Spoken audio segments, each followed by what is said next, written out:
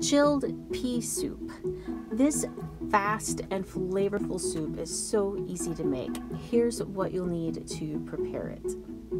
The first step is to dice the vegetables and then heat about a tablespoon of vegetable oil or olive oil in a small skillet and saute those vegetables, that's a little celery, a little onion, and some garlic, until completely tender.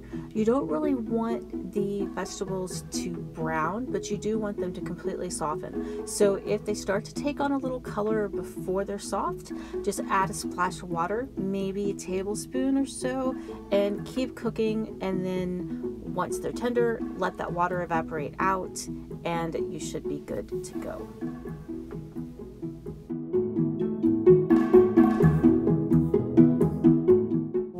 Place the frozen peas in a large heat-safe bowl and then add about a quart and a half, about 6 cups of boiling water to those peas and just let them sit for about 2 minutes. If you're using larger garden peas, you may want to do this twice, but for these tiny sweet peas, 2 minutes is all you need.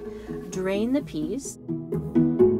In a blender or food processor, combine the thawed peas, the sauteed onions, celery, and garlic, about a cup of cold water, salt and pepper to taste, the juice of half a lemon, and a couple of tablespoons of plain yogurt. I used Greek style yogurt with 2% milk fat here, and then a handful of soft herbs. I like mint, chives, and dill.